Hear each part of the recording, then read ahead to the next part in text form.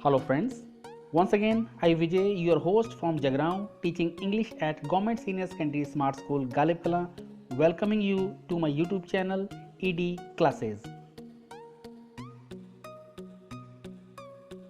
ਅੱਜ ਦੀ ਵੀਡੀਓ ਦੇ ਵਿੱਚ ਅਸੀਂ ਪ੍ਰੈਜ਼ੈਂਟ ਪਰਫੈਕਟ ਟੈਂਸ ਦੇ ਐਕਟਿਵ ਵੌਇਸ ਦੇ ਸੈਂਟੈਂਸਸ ਨੂੰ ਪੈਸਿਵ ਵੌਇਸ ਦੇ ਸੈਂਟੈਂਸਸ ਵਿੱਚ ਬਦਲਣਾ ਸਿੱਖਾਂਗੇ।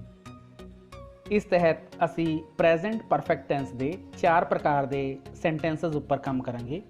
वो 4 प्रकार के सेंटेंसेस किहड़े हन आओ वेखीए। 4 फॉर्म्स ऑफ सेंटेंसेस।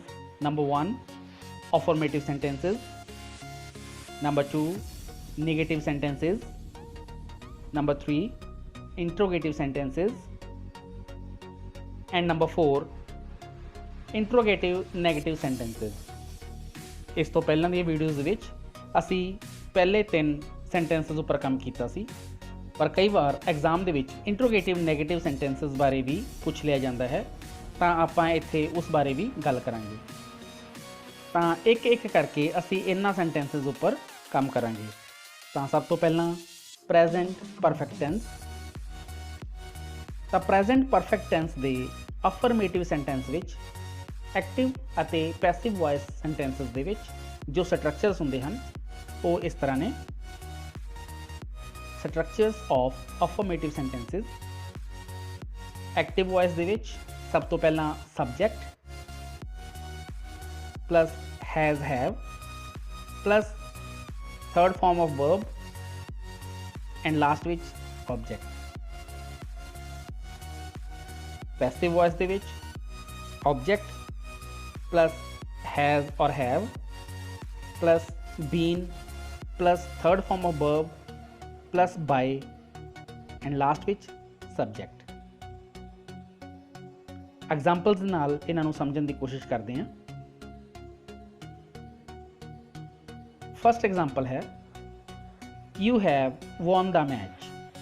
हुण इस सेंटेंस दे विच साडा सबजैक्ट जो है वो है यू, वर्ब वॉन ਅਤੇ ऑब्जेक्ट है द मैच। ਜਦੋਂ ਕਿਸੇ ਸੈਂਟੈਂਸ ਦੇ ਵਿੱਚ हैज़ ਜਾਂ हैव ਦੀ ਵਰਤੋਂ ਕੀਤੀ ਗਈ ਹੋਵੇ ਤਾਂ ਉਹ ਸੈਂਟੈਂਸਸ ਪ੍ਰੈਜ਼ੈਂਟ ਪਰਫੈਕਟ ਟੈਂਸ ਦੇ ਹੁੰਦੇ ਹਨ। ਤਾਂ ਜਦੋਂ ਅਸੀਂ ਪ੍ਰੈਜ਼ੈਂਟ ਪਰਫੈਕਟ ਟੈਂਸ ਦੇ ਸੈਂਟੈਂਸਸ ਨੂੰ ਐਕਟਿਵ ਤੋਂ ਪੈਸਿਵ ਵੌਇਸ ਦੇ ਵਿੱਚ ਕਨਵਰਟ ਕਰਦੇ ਹਾਂ ਤਾਂ हैज़ हैव लगा के ਨਾਲ ਬੀਨ ਦਾ ਇਸਤੇਮਾਲ ਕੀਤਾ ਜਾਂਦਾ ਹੈ। ਸਬਜੈਕਟ, ऑब्जेक्ट ਅਤੇ ਵਰਬ ਉੱਪਰ ਉਸੇ ਤਰ੍ਹਾਂ ਕੰਮ ਕੀਤਾ ਜਾਂਦਾ ਹੈ ਜਿਸ ਤਰ੍ਹਾਂ ਅਸੀਂ ਇਸ ਤੋਂ ਪਹਿਲੀ ਵੀਡੀਓਜ਼ ਦੇ ਵਿੱਚ ਗੱਲ ਕੀਤੀ ਸੀ। ਇਸ ਤਰ੍ਹਾਂ ਦੇ ਸੈਂਟੈਂਸਸ ਦੇ ਵਿੱਚ ਕਿਉਂਕਿ ਹੈਵ ਦੀ ਵਰਤੋਂ ਕੀਤੀ ਗਈ ਹੁੰਦੀ ਹੈ ਤਾਂ ਉਸ ਦੇ ਨਾਲ ਵਰਬ ਦੀ ਥਰਡ ਫਾਰਮ ਦਾ ਇਸਤੇਮਾਲ ਕੀਤਾ ਗਿਆ ਹੁੰਦਾ ਹੈ ਅਤੇ ਸਾਨੂੰ ਵੀ ਪੈਸਿਵ ਦੇ ਵਿੱਚ ਥਰਡ ਫਾਰਮ ਦੀ ਹੀ ਲੋੜ ਪੈਂਦੀ ਹੈ। ਤਾਂ ਸਾਨੂੰ ਇੱਥੇ ਪਹਿਲਾਂ ਹੀ ਥਰਡ ਫਾਰਮ ਦਿੱਤੀ ਗਈ ਹੁੰਦੀ ਹੈ ਤਾਂ ਸਾਨੂੰ ਇੱਥੇ ਹੈਲਪ ਹੋ ਜਾਂਦੀ ਹੈ। ਅਸੀਂ ਕਿਸੇ ਵੀ ਵਰਬ ਦੀ ਫਾਰਮ ਨੂੰ ਚੇਂਜ ਨਹੀਂ ਕਰਨਾ ਹੁੰਦਾ।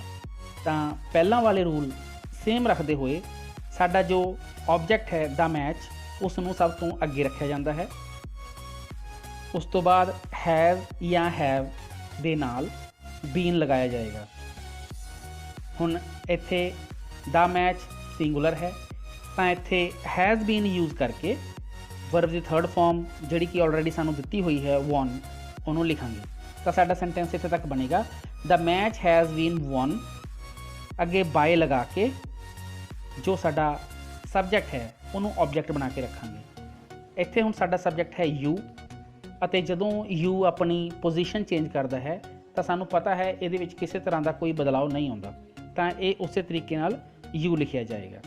ਤਾਂ ਸਾਡਾ ਸੈਂਟੈਂਸ ਬਣ ਜਾਏਗਾ the match has been won by you. ਇੱਕ ਹੋਰ ਐਗਜ਼ਾਮਪਲ ਲੈਂਦੇ ਹਾਂ। Number 2 I have drawn this picture. हुण इस सेंटेंस दे विच देखो जो साडा सबजैक्ट है वो है आई, वर्ब है ड्रॉन एंड ऑब्जेक्ट है द पिक्चर। हुण ड्रॉन वर्ब दी थर्ड फॉर्म है तो सानू पैसिव दे विच भी वर्ब दी थर्ड फॉर्म ही चाहिए है। इस करके असी इस नूं एज इट इज़ इस्तेमाल कर लांगे, इहदे विच किसी तरह की कोई चेंज नहीं करांगे। तो साडा जो ऑब्जेक्ट है वो सबजैक्ट वाली थां ते मतलब सब तो पहला आएगा दिस पिक्चर। उस तो अगे हैज़ या हैव ਦੇ ਨਾਲ ਬੀਨ ਦਾ ਇਸਤੇਮਾਲ ਹੋਏਗਾ। ਹੁਣ ਇੱਥੇ ਦਿਸ ਪਿਕਚਰ ਸਿੰਗੂਲਰ ਹੈ, ਸਿੰਗੂਲਰ ਦੇ ਨਾਲ ਅਸੀਂ हैज़ ਦਾ ਇਸਤੇਮਾਲ ਕਰਦੇ ਹਾਂ, ਤਾਂ ਇੱਥੇ ਲਿਖਾਂਗੇ हैज़ बीन। ਉਸ ਤੋਂ ਅੱਗੇ ਵਰਬ ਦੀ ਥਰਡ ਫਾਰਮ ਜਿਹੜੀ ਕਿ ਸਾਨੂੰ ਆਲਰੇਡੀ ਦਿੱਤੀ ਹੋਈ ਹੈ drawn, ਅੱਗੇ ਬਾਏ ਲਗਾ ਕੇ ਸਾਡਾ ਜੋ ਸਬਜੈਕਟ ਹੈ ਆਈ ਉਸ ਨੂੰ ਲਿਖਾਂਗੇ। ਹੁਣ ਇੱਥੇ ਜਦੋਂ ਆਈ ਸਬਜੈਕਟ ਅਸੀਂ ਪਹਿਲਾਂ ਵੀ ਗੱਲ ਕਰ ਚੁੱਕੇ ਹਾਂ, ਆਪਣੀ ਪੋਜੀਸ਼ਨ ਨੂੰ ਚੇਂਜ ਕਰੇਗਾ ਤਾਂ ਇਹ ਮੀ ਦੇ ਵਿੱਚ ਕਨਵਰਟ ਹੋ ਜਾਏਗਾ। ਤਾਂ ਸਾਡਾ ਸੈਂਟੈਂਸ ਬਣ ਜਾਏਗਾ this picture has been drawn by me. ਇੱਕ ਹੋਰ ਐਗਜ਼ਾਮਪਲ ਲੈਂਦੇ ਹਾਂ। Number 3 I have abused him। ਹੁਣ ਇਸ ਸੈਂਟੈਂਸ ਨੂੰ ਜੇ ਧਿਆਨ ਨਾਲ ਦੇਖੀਏ ਤਾਂ ਸਾਡੇ ਕੋਲ ਸਬਜੈਕਟ ਹੈ I, ਵਰਬ ਹੈ abused ਜਿਹੜਾ ਕਿ ਥਰਡ ਫਾਰਮ ਦੇ ਵਿੱਚ ਹੈ, ਅਤੇ ਆਬਜੈਕਟ ਹੈ him। ਤਾਂ ਉਸੇ ਤਰੀਕੇ ਨਾਲ ਸਬਜੈਕਟ ਅਤੇ ਆਬਜੈਕਟ ਆਪੋ ਆਪਣੀ ਪੋਜੀਸ਼ਨ ਨੂੰ ਚੇਂਜ ਕਰਨਗੇ। ਸਬਜੈਕਟ ਬਿਲਕੁਲ ਪਿੱਛੇ ਚਲਾ ਜਾਏਗਾ ਆਬਜੈਕਟ ਦੀ ਥਾਂ ਤੇ, ਆਬਜੈਕਟ ਬਿਲਕੁਲ ਅੱਗੇ ਆ ਜਾਏਗਾ ਸਬਜੈਕਟ ਦੀ ਥਾਂ ਤੇ। ਹੁਣ ਕਿਉਂਕਿ ਦੋਨੋਂ ਪ੍ਰੋਨਾਊਨ ਹਨ ਔਰ ਆਪਣੀ ਪੋਜੀਸ਼ਨ ਨੂੰ ਚੇਂਜ ਕਰ ਰਹੇ ਹਨ, ਇਹਨਾਂ ਦੇ ਵਿੱਚ ਵੀ ਅੰਦਰੂਨੀ ਬਦਲਾਅ ਆਏਗਾ। ਆਈ ਮੀ ਦੇ ਵਿੱਚ ਕਨਵਰਟ ਹੋ ਜਾਏਗਾ, ਹਿਮ ਹੀ ਦੇ ਵਿੱਚ ਕਨਵਰਟ ਹੋ ਜਾਏਗਾ। ਤਾਂ ਸੈਂਟੈਂਸ ਕੀ ਬਣੇਗਾ ਆਓ ਦੇਖੀਏ। ਹਿਮ ਤੋਂ ਅਸੀਂ ਲਿਖ ਲਿਆ ਹੀ, ਉਸ ਤੋਂ ਅੱਗੇ ਹੈਜ਼ ਹੈਵ ਦੇ ਨਾਲ ਬੀਨ, ਤਾਂ ਹੀ ਦੇ ਨਾਲ ਹੈਜ਼ ਦਾ ਇਸਤੇਮਾਲ ਕੀਤਾ ਜਾਂਦਾ ਹੈ, ਤਾਂ ਇੱਥੇ ਅਸੀਂ ਲਿਖਾਂਗੇ ਹੈਜ਼ ਬੀਨ। ਉਸ ਤੋਂ ਬਾਅਦ ਵਰਬ ਦੀ ਥਰਡ ਫਾਰਮ ਜਿਹੜੀ ਕਿ ਆਲਰੇਡੀ ਸਾਨੂੰ ਦਿੱਤੀ ਹੋਈ ਹੈ ਐਬਿਊਜ਼ਡ, ਉਸ ਤੋਂ ਅੱਗੇ ਬਾਏ, ਤੇ ਲਾਸਟ ਵਿੱਚ ਜੋ ਸਾਡਾ ਸਬਜੈਕਟ ਸੀ ਜਿਸ ਨੇ ਪੋਜੀਸ਼ਨ ਚੇਂਜ ਕਰਕੇ ਆਈ ਤੋਂ ਮੀ ਦੇ ਵਿੱਚ ਕਨਵਰਟ ਹੋਇਆ ਹੈ। ਤਾਂ ਸਾਡਾ ਸੈਂਟੈਂਸ ਬਣ ਗਿਆ he has been abused by me। ਇਹ ਸਨ ਅਫਰਮੇਟਿਵ ਸੈਂਟੈਂਸਸ ਦੀਆਂ ਐਗਜ਼ਾਮਪਲਸ। ਹੁਣ ਅਸੀਂ ਨੈਗੇਟਿਵ ਸੈਂਟੈਂਸਸ ਦੀਆਂ ਕੁਝ ਐਗਜ਼ਾਮਪਲ ਲੈਂਦੇ ਹਾਂ।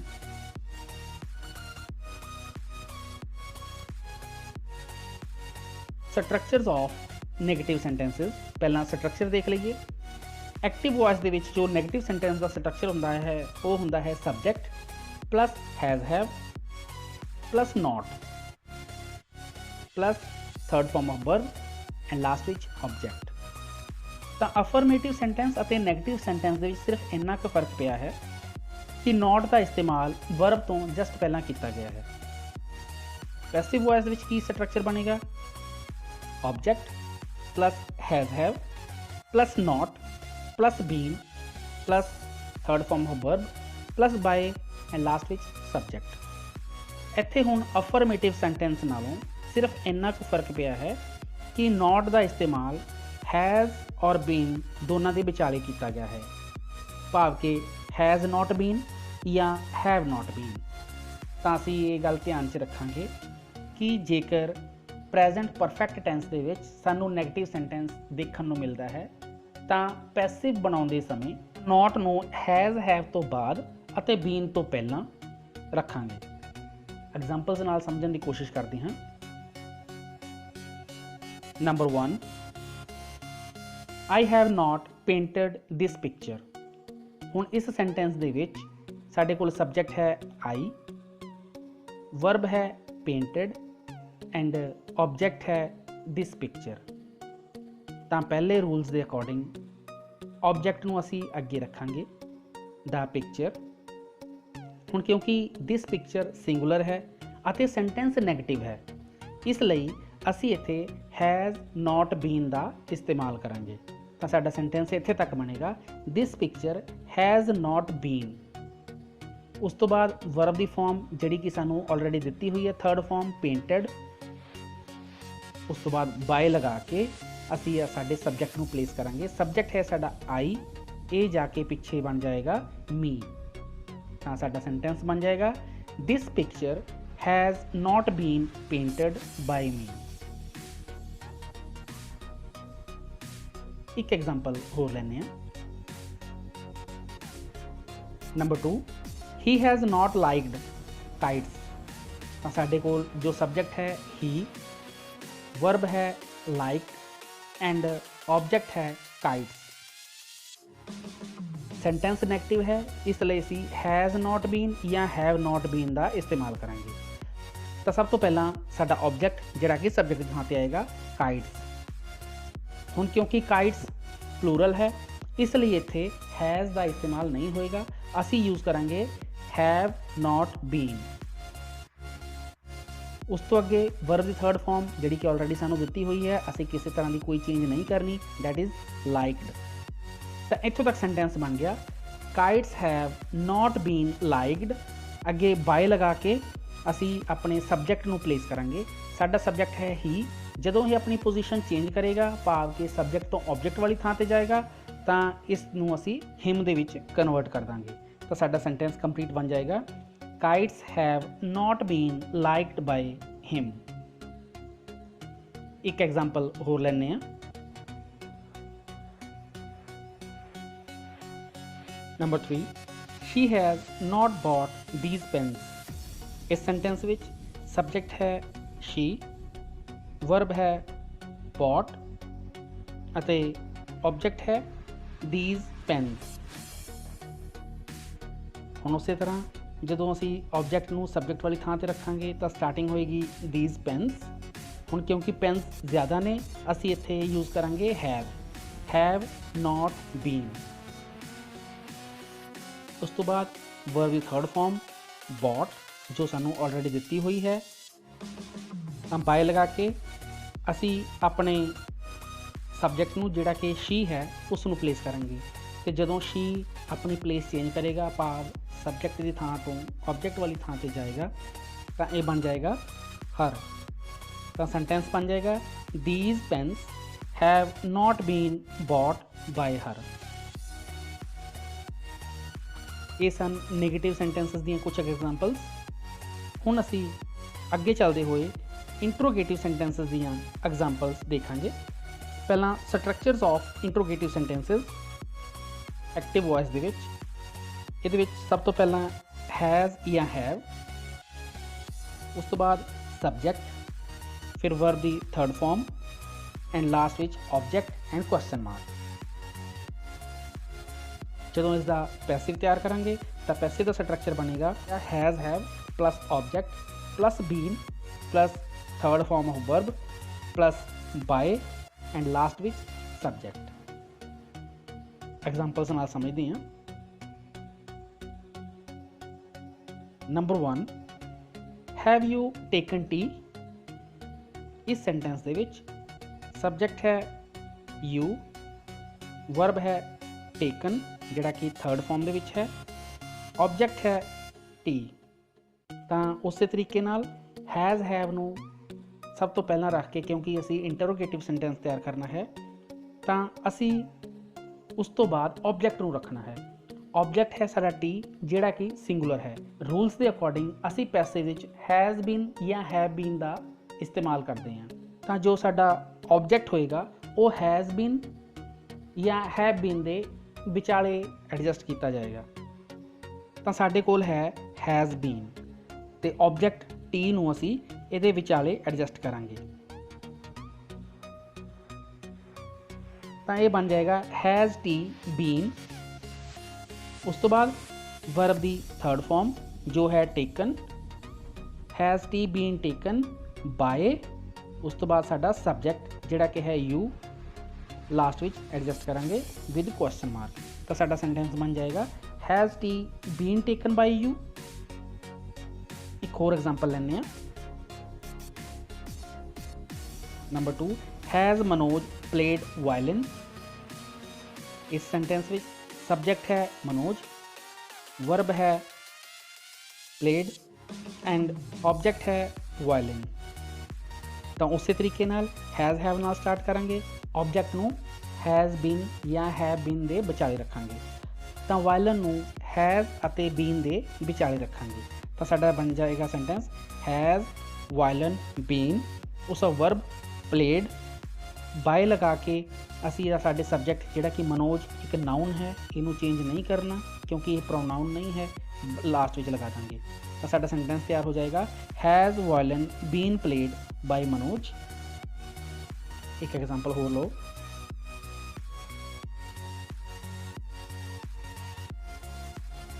Number 3 has Arjun seen a tiger. ਹੁਣ इस सेंटेंस विच सबजैक्ट है अर्जुन, वर्ब है सीन एंड ऑब्जेक्ट है आ टाइगर। तो क्योंकि सेंटेंस इंट्रोगेटिव है, हैज़ हैव नाल इस दी शुरुआत करांगे। ऑब्जेक्ट आ टाइगर जिहड़ा कि सिंगुलर है वो हैज़ तो बाद अते बीन तो पहला एडजस्ट होएगा। तो सेंटेंस बनेगा has a tiger been, so verb the third form that is seen. अगे बाय लगाने तो बाद असी अपने सबजैक्ट नूं प्लेस करांगे। हुण सबजैक्ट है अर्जुन, तो इत्थे असी लिखांगे अर्जुन। तो सेंटेंस बन जाएगा has a tiger been seen by Arjun. ये सन इंट्रोगेटिव सेंटेंसेस दियां कुछ एग्जांपल्स। अते हुण असी इंट्रोगेटिव नैगेटिव सेंटेंसेस दियां कुछ एग्जांपल्स करांगे। सब तो पहला उसके स्ट्रक्चर नूं देख लईए। Structures of interrogative negative sentences. Active voice has have plus subject plus not plus verb third form plus object. जो असीं इसनूं पैसिव विच कन्वर्ट करना है तो पैसिव विच इसका रूप बन जाएगा has have plus object plus not plus been plus third form of verb plus by and last विच सबजैक्ट। एग्जाम्पल्स नाल समझने की कोशिश करते हैं। फर्स्ट है have you not drawn the picture. इस सेंटेंस विच सबजैक्ट है यू, वर्ब है ड्रॉन एंड ऑब्जेक्ट है द पिक्चर। पैसिव दे विच असी हैज़ हैव दे नाल बीन यूज़ करते हैं, तो जदों सानू has have starting they which use करना पै जे तां हैज़ अते हैव तो बाद बीन तो पहला असी अपने ऑब्जेक्ट नूं अते नॉट नूं प्लेस करते हैं। तो साडा सेंटेंस बन जाता है हैज़ तो बाद the picture. The picture singular सी, इस करके स्टार्टिंग असी की हैज़ तो उस दे नाल नॉट। तो साडा सेंटेंस इत्थे तक बनिया has the picture not been. उस तो बाद verb the third form that is drawn. By लगा के असी अपने सबजैक्ट नूं प्लेस करांगे दैट इज़ यू। तो सेंटेंस साडा कंप्लीट बन गया has the picture not been drawn by you. एक एग्जाम्पल हो लो has he not made a noise. हुण इस सेंटेंस दे विच जो साडा सबजैक्ट है वो है he, verb made, object a noise. उस तरीके नाल ए नॉइज़ सिंगुलर है, हैज़ नाल स्टार्टिंग होएगी, बीन तो पहला ऑब्जेक्ट अते नॉट। तो हैज़ और बीन दे विचाले असी ए नॉइज़ जिहड़ा साडा ऑब्जेक्ट है अते नॉट। तो इत्थे तक साडा सेंटेंस बनेगा has a noise not been. अगे वर्ब दी थर्ड फॉर्म ऑलरेडी दिती हुई है दैट इज़ मेड। बाय लगा के असी अपने सबजैक्ट नूं प्लेस करांगे। सबजैक्ट है साडा ही तो बन जाएगा हिम। तो सेंटेंस बनेगा has a noise not been made by him. एक एग्जाम्पल होर लेने। Number 3 have you not done your work. हुण इस सेंटेंस दे विच जो साडा सबजैक्ट है वो है यू, वर्ब है डन एंड ऑब्जेक्ट है योर वर्क। उस तरीके नाल हैज़ अते बीन दे विचकार असी ऑब्जेक्ट नूं प्लेस करांगे योर वर्क ते नाल नॉट। तो सेंटेंस बन गया has your work not been, verb the third form done. By लगाने तो बाद असी अपने सबजैक्ट नूं प्लेस करांगे दैट इज़ यू। तो साडा सेंटेंस कंप्लीट बन गया has your work not been done by you. ये सन प्रेजेंट परफेक्ट टेंस दे इंट्रोगेटिव नैगेटिव सेंटेंसेस दियां कुछ एग्जांपल्स। हुण असी कुछ एग्जांपल्स होर लैने आ। Voice present perfect tense. First sentence I have played a match. इसका पैसिव वॉइस बनेगा a match has been played by me. Next You have won $10,000. इसका पैसिव बनेगा $10,000 have been won by you. Next, she has paid the money. ये बन जाएगा the money has been paid by her. Next, he has not eaten apples. इसका passive बनेगा apples have not been eaten by him.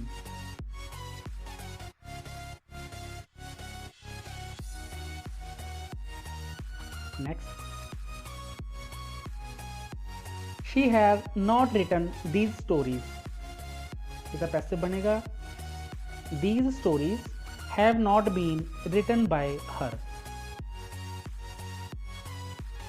Next है she has not seen my camera. इसका sentence बनेगा my camera has not been seen by her. Next, have you played a game? Passive form बनेगी भी has a game been played by you?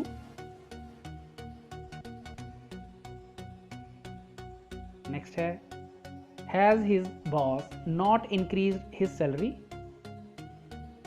इसका sentence बनेगा has his salary not been increased by his boss?